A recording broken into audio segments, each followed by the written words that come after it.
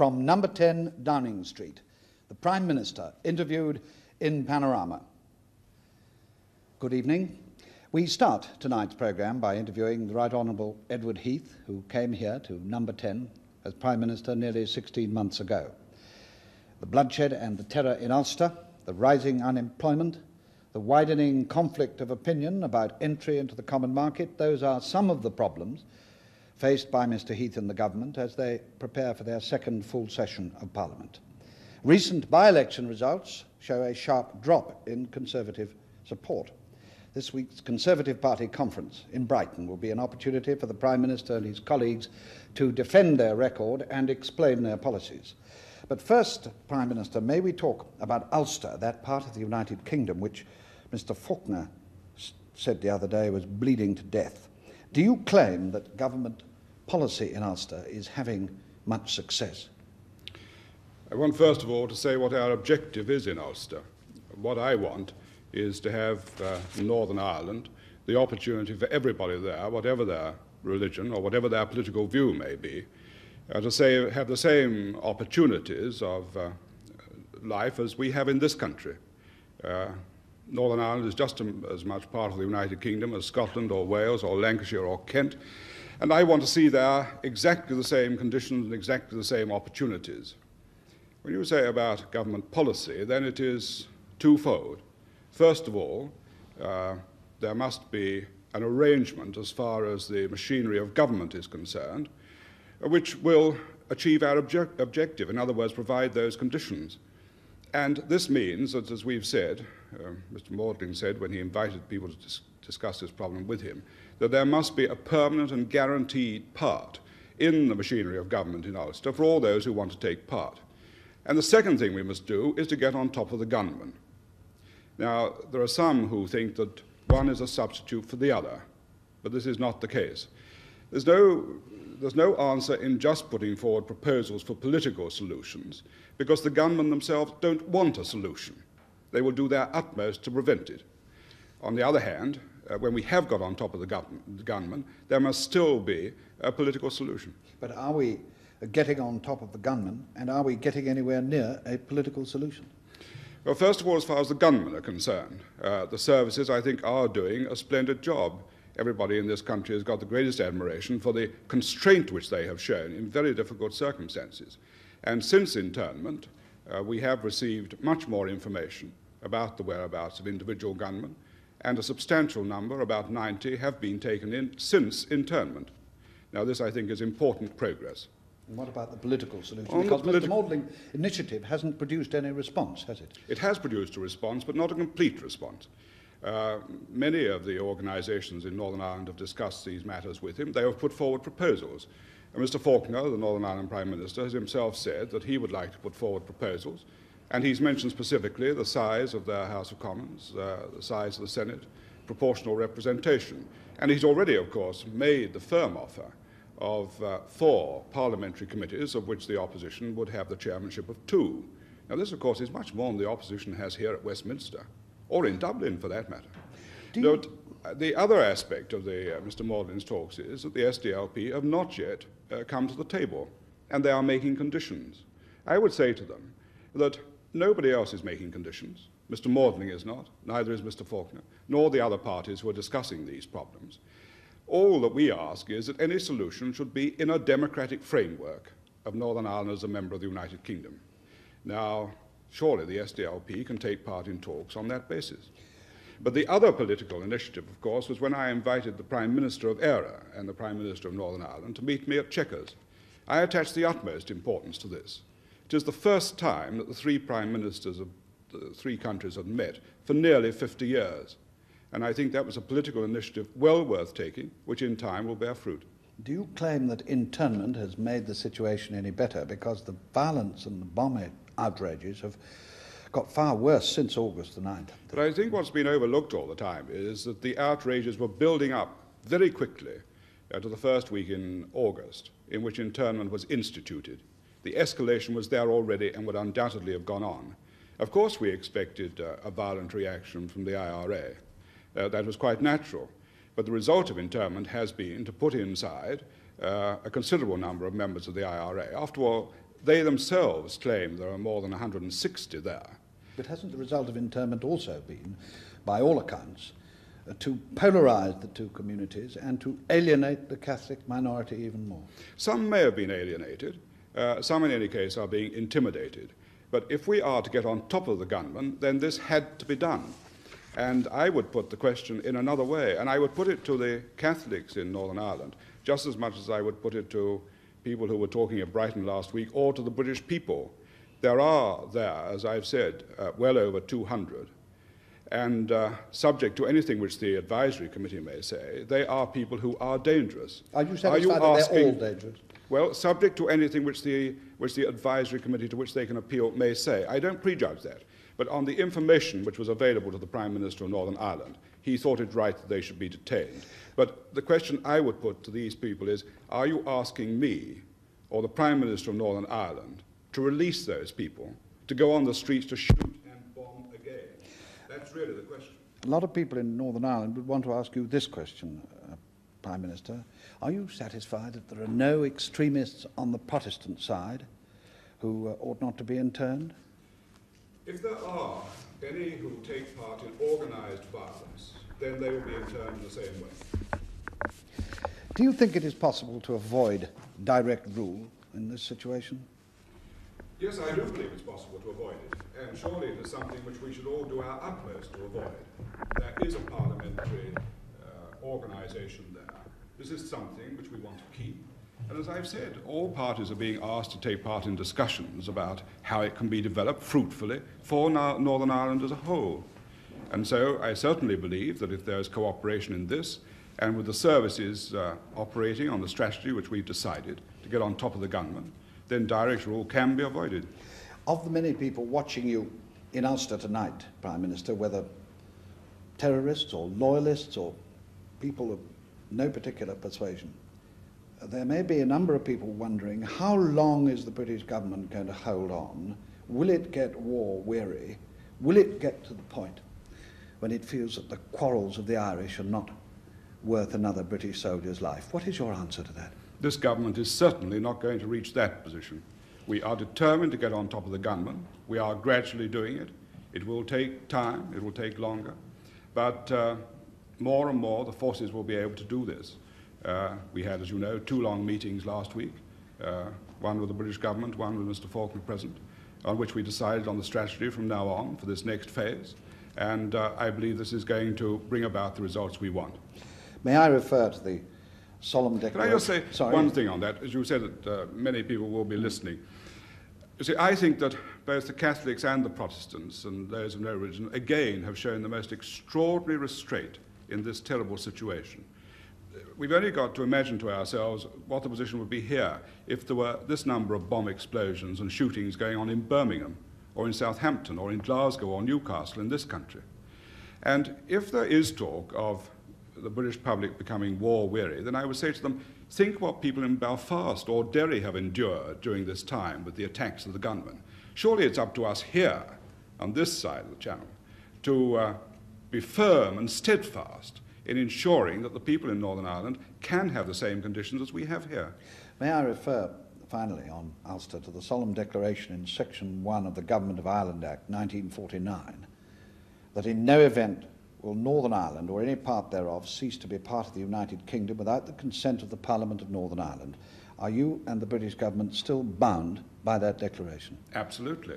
All parties in Britain are bound by that declaration, and they have constantly repeated it. When Mr. Lynch came here, of course, what we agreed to do was to respect our positions. Mr. Lynch believes that there should be a united Ireland.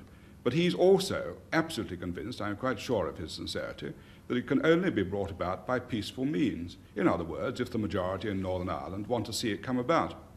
I respect his position there.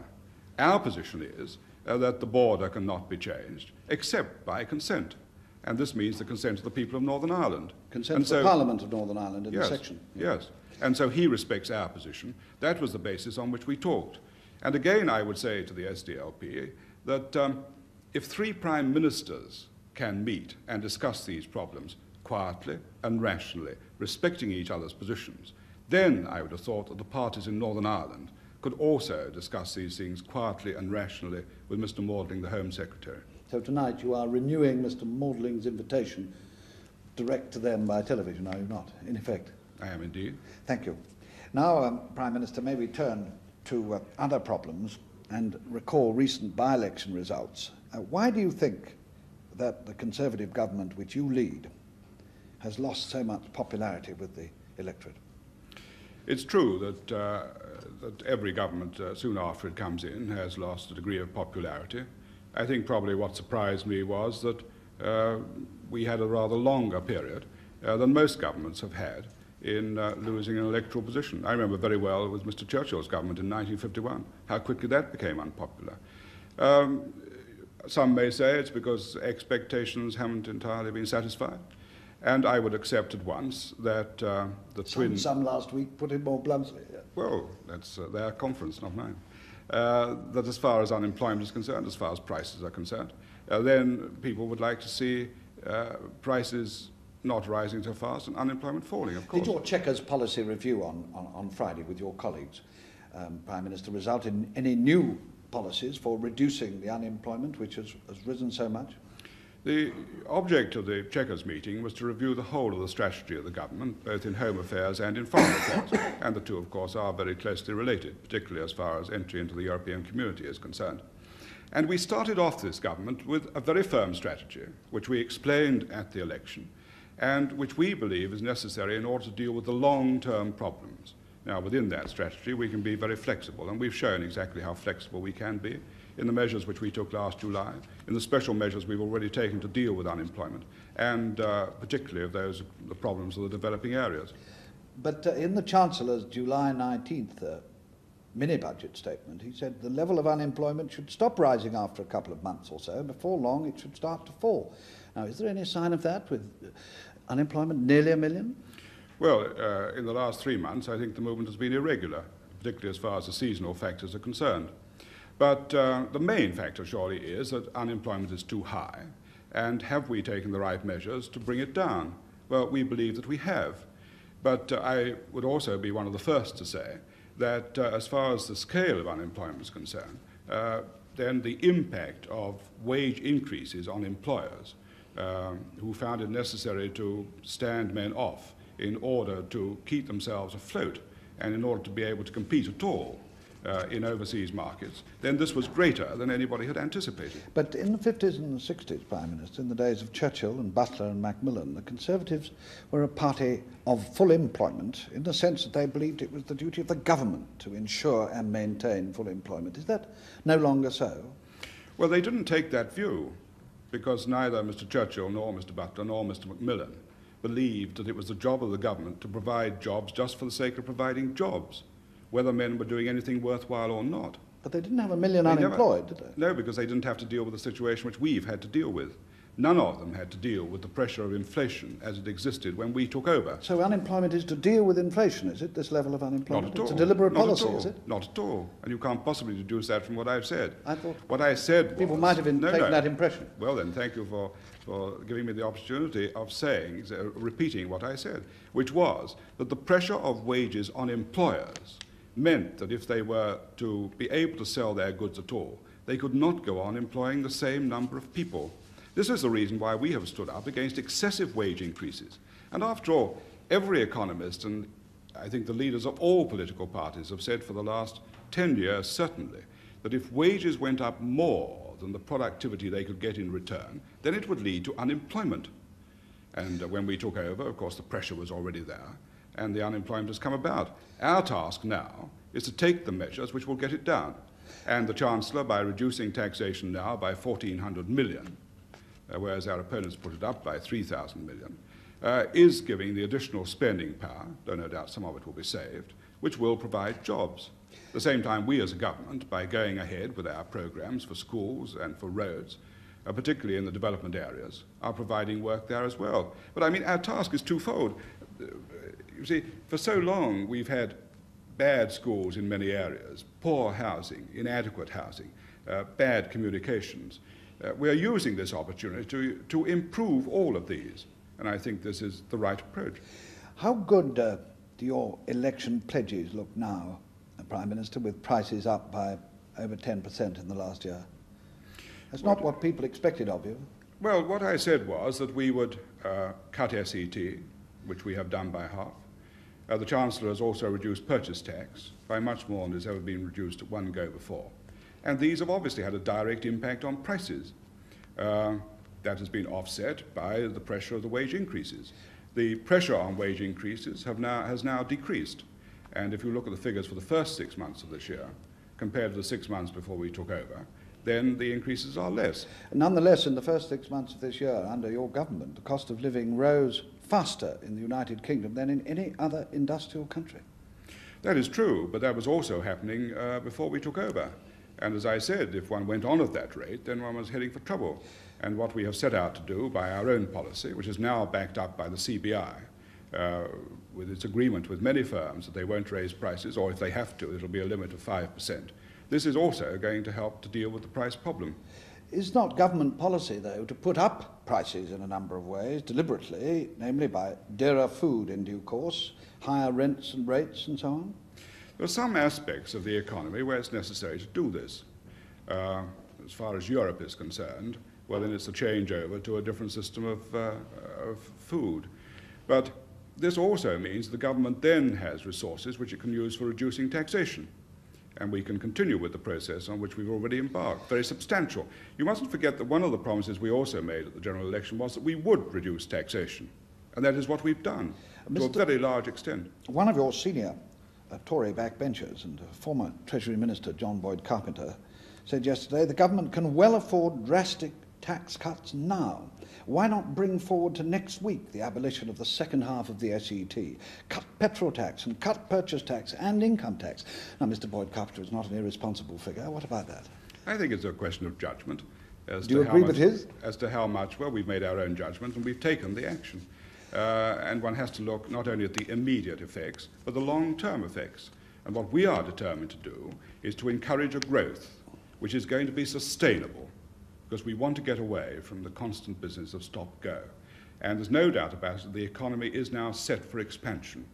The shops are doing more business as a result of abolishing all hire purchase restrictions, which is not only a question of expanding the economy, but also a question of the best way of controlling the economy, and we think it's better to do away with it. But though it's all set for expansion, the outlook, according to all expert accounts for jobs in the winter, is nonetheless bleak, isn't it?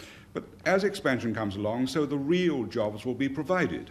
That is the purpose of expansion, to give us growth which can be sustained. And what we require fundamentally now is more investment. The inducements to industrialists to invest are now there. We have reduced corporation tax twice to give them more of their own resources which they can spend on investment. We have increased the allowances for investment.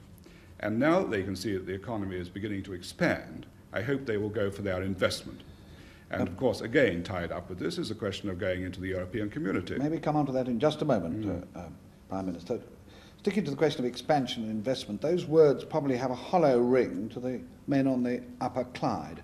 On that point, can I put to you the broad argument which came up at Brighton last week at the Labour Party conference, to ask you whether the government is moved in these matters only by considerations of efficiency or accountancy, or does it accept that there are human considerations, social considerations, which justify help to keep an industry and a community going? Of course, social considerations have got to be taken into account, because nobody wants to have men unemployed or women unemployed. It's a waste. It's a terrible waste. And it's also a hardship for them and dignity for them. And of course the government wants, therefore, to have jobs. But what I want them to have is real jobs, which give them security and a proper work to do. And as far as the shipbuilding industry is concerned, then we propose that there should be a company which, we are advised, will be viable and produce real jobs. Otherwise, one is going to be in a constant state of crisis as to whether a firm can go on or not. A week after the UCS went into liquidation, and it was their decision, I saw a delegation from the Clyde, including the shop stewards here, and I said to them, the government wants to have shipbuilding continuing on Upper Clyde. We want to have a viable firm and industry there, which is going to give you properly paid jobs, which you will have a real job to do. I said that to them then. And we've done our utmost since to organise a firm which will do this. And I hope that in tomorrow's meeting with Mr. John Davis, the trade union, the members of the trade unions, the representatives of the trade unions, will be able to cooperate. The question has been asked in this way, Prime Minister.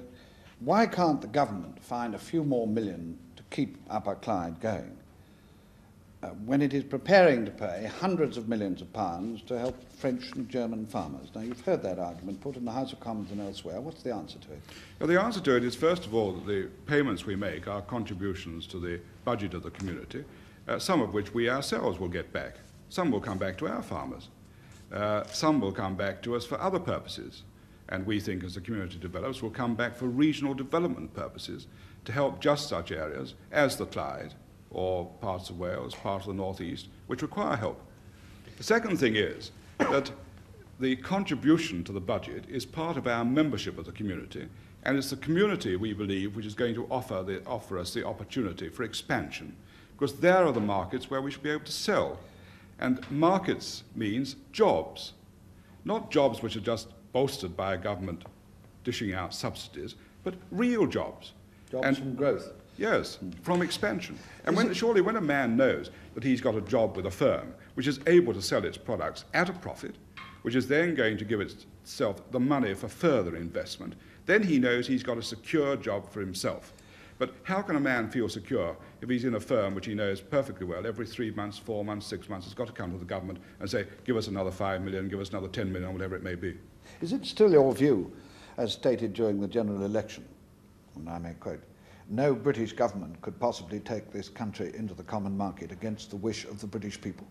Yes, and as I also explained at the time of the election, that is shown through members in the House of Commons.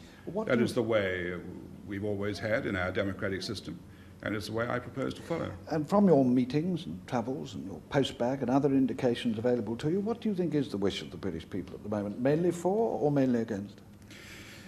Well, as I said, it's something which is to be settled by Parliament. But if you asked me, I wouldn't presume to judge from the meetings I've had. I've had a large number up and down the country, in Glasgow, in Edinburgh, some in rather Yorkshire. lively ones, haven't you? Indeed. Apart from my own constituency in the south, in Birmingham, I've had a lot of letters from official organisations. I would have said that the organisations have become more and more strongly in support of our entry into the community. I think that those who are concerned with industry have become more and more strongly in support. They believe that Europe is going to give us the market on which we can sell our goods and they can expand. And then once again, that means jobs. But is it enough for you to get a majority in Parliament for entry, Prime Minister? Because you did declare in May last year that the community should not be enlarged except, and I quote, with the full-hearted consent of the parliaments and peoples of the new member countries. Yes, but I've always emphasised that in this country, peoples means through Parliament, which is the only form we have of expression. But now that the TUC and the Labour Party, for whatever reasons, have voted overwhelmingly against entry, can you really claim that you have the full-hearted consent of the British people for entry? Because although they're not the government, they're a very important part of the people. Yes, if Parliament gives us a majority, yes. But you say for whatever reasons. I think one might also be entitled just to form a judgment about the reasons. Well, be that as it may, but why don't you have a free vote, Prime Minister, on October the 28th to make people feel that their Parliament has genuinely voiced their views on this very difficult, historic, cross-party issue? Every government is entitled to ask its own supporters to support it on a major issue such as this. You can't argue it isn't a major issue. You can't say it isn't important. It's always seemed to me slightly contradictory to say, well, of course, if something doesn't matter very much, if it's just a small bill, then the government can ask for support, but if it's a big one, it mustn't. We're absolutely entitled to ask for support. At the same time, in the Conservative Party, we've always respected the views of those who say, as a matter of principle or of conscience, I don't think I can support you. But does that mean you rule out a free vote and that a three-line government whip will be imposed? Because you seem to be somewhere in between the two. I don't think so at all, no. So it's a three-line whip, is it? Well, I think this comes from a misunderstanding of what a whip is. A whip is a request to one's supporters, to support one in the division lobby. That's a delicate constitutional theory. Well, it's a much more rugged demand than that. I was, after all, Chief Whip. And you were pretty rugged in your demands. Not at all. I always respected those who took a contrary view and who came along. For example, when we had the various problems in 1956, 1957. Well, then I said, very well, if you feel like this as a matter of principle or conscience, then of course you must stick to it. Well, you see, in our party we have no standing orders. We can't take any disciplinary action against people. Because if you had a free vote, Prime Minister, on your side, you would not get a majority from your own side, would you? You have no evidence of that. Do you deny it? Yes. How can you possibly know that? Then why are you afraid of having a free vote? Because I said that on a major issue such as this, the government is absolutely entitled to ask for its support. The opposition, of course, are fully entitled to settle their own view.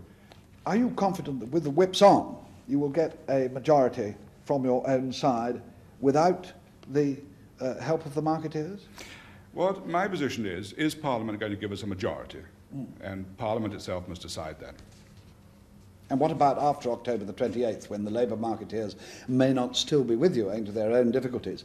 Can you still get all that complicated legislation through with an overall majority of 25? You've already given it to me that I'm going to have a majority on the 28th, so that's all right. Well, on that assumption, would you save time to make? When you come to the question about legislation, yes, we shall carry the legislation as well.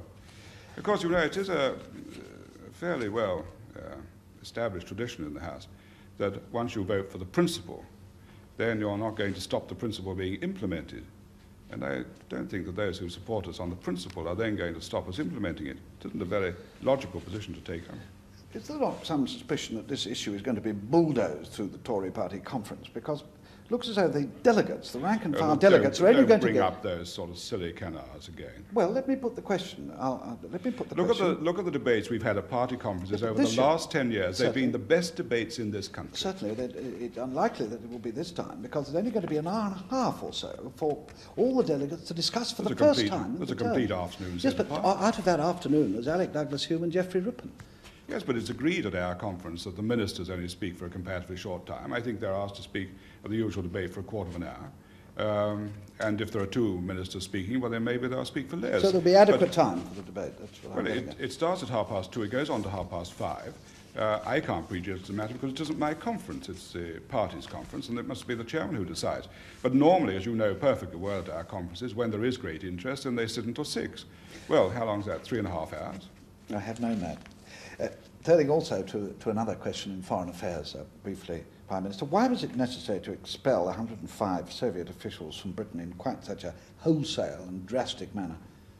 Because they were a danger to national security. And my job as Prime Minister is to do everything I can to ensure the safety of this nation. We had considered this when we came into office, as you said, nearly 16 months ago. And I authorized the Foreign Secretary to talk to the Soviet Foreign Minister about it a year ago, in October last year, and he did so when Mr. Gromyko was in London. We put the whole position to him, and we said, please deal with this. He said, would the Foreign Secretary write to him, which he did. There was no reply to that letter. The head of the Foreign Office discussed it in Moscow in the spring. Nothing followed. The Foreign Secretary again wrote, gave the letter personally, I think, to the ambassador at the beginning of August this year, and nothing happened. And therefore we decided to act. Mr. Wilson on Friday called it a bit of a phony, and he appeared to suggest that it may have been time for by-election reasons. Well, it really is a contemptible attitude of a man who was once Prime Minister and who had to handle national security himself, and who knew this position perfectly well, but didn't deal with it, to make a suggestion like that on a matter of the highest importance to the security of the nation. Why was it time when it was? Because, having had no action from the Soviet in the course of a year, we took the necessary steps to ask them to leave. On the Conservative conference this week, Prime Minister, if it votes for bringing back capital punishment, will the government consider restoring capital punishment? But look, why bring up hypothetical questions like this? You don't even know that there's going to be a vote on capital punishment. Let's wait until we see what happens in a party conference. But this government has no intention of raising this matter again, no. But don't forget it's previously been raised in the House, almost always, on a private member's bill. Well, private members may wish to raise it, but the government has no intention of changing its position on this. What do you say to the general point, Prime Minister, that the government's reputation, and by association the market policy too, has suffered by reason of a number of allegedly insensitive and divisive policies which are causing more ill feeling than they are worth? And if I may give you two examples of this argument, The cutting of school milk for over 7-year-olds, the annual saving of £9 million, and the imposition of museum charges at an estimation of £1 million. Now, why go to the trouble of those measures?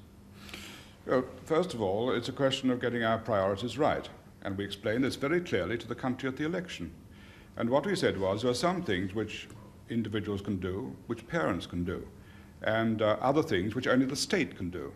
And the things which we are going to take on are the things which only the state can do and which we believe are urgently required. And so we said, very well, if we ask you to pay more towards things like health service charges or towards school meals or towards school milk, then we are going to show that we are doing the things which the state can do.